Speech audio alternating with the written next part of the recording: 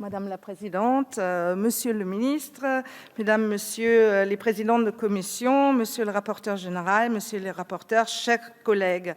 Alors voici l'heure du traditionnel débat sur le prélèvement sur recettes au profit de l'Union européenne.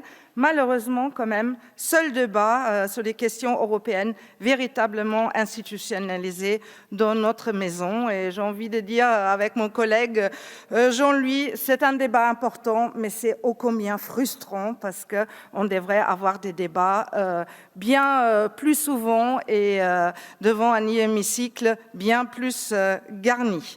Mais bon, comme toujours pour l'Union européenne, derrière les chiffres se cachent aussi les grandes décisions politiques. Bon, tous les chiffres ont déjà été énoncés. Je rappelle juste 30% pour des sommes dépensées consacrées à la lutte contre le changement climatique, fléchage nécessaire, mais surtout aussi 143,5 milliards, la somme qui s'ajoute au budget ordinaire 2022 grâce au plan de relance européen. Et souvenez-vous, quand certains disaient les États membres frugaux ne dépasseraient jamais leur a priori, que la solidarité européenne avait vraiment ses limites et ne pourrait pas jouer, en voici un démenti quand même concret, même si c'était un accouchement difficile, mais accouchement quand même.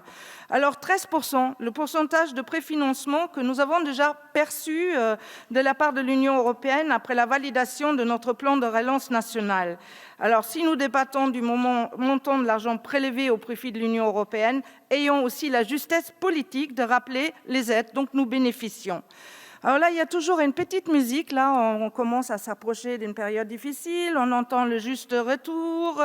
Et autour des questions budgétaires se cristallisent des enjeux politiques qui restent forts. Et nous devons être très attentifs. Nous ne devons pas avoir simplement le regard tourné vers la Hongrie et la Pologne, bien sûr, mais le regard un petit peu partout, parce que la mise en cause de la primauté du droit de l'Union n'est pas simplement dans ces États membres-là. Alors soyons très vigilants. Nous avons la chance de vivre quand même dans un espace où on essaye de mettre en place les mêmes règles. Surtout, ces règles doivent servir à la confiance mutuelle. Et cette confiance mutuelle, elle ne joue pas simplement entre États membres et entre citoyens, mais elle est nécessaire aussi pour nos entreprises, parce que pour investir, on a besoin de cette confiance. Cette confiance mutuelle, elle doit jouer aussi quand on pense au remboursement justement du plan de relance. Nous avons jusqu'à 2028 pour définir les modalités de ce remboursement, mais déjà la feuille de route pour les ressources propres a pris du retard. Alors, nous l'avons promis que nous allons rembourser les 750 milliards d'euros, mais comment tenir cet engagement sans accord des États membres sur la garantie de nouvelles ressources? C'est le sujet du mécanisme d'ajustement carbone aux frontières et la réforme du système ETS en particulier, qui doivent être traités au niveau européen.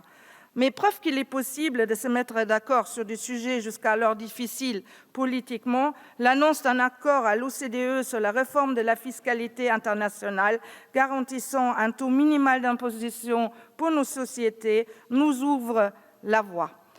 Je ne vais pas m'éterniser beaucoup plus à cette tribune parce que beaucoup de choses ont déjà été dites, mais j'utiliserai cette fin d'intervention pour revenir sur le cadre général de ce débat comme au début. Devons-nous chaque année atteindre la niche européenne du projet de loi de finances pour discuter d'Europe dans cet hémicycle? Chers collègues, je vous assure que bien les sujets européens mériteraient une plus grande attention de notre part. Beaucoup de sujets ont été évoqués tout à l'heure et j'espère que la présidence française de l'Union européenne s'en fera l'occasion.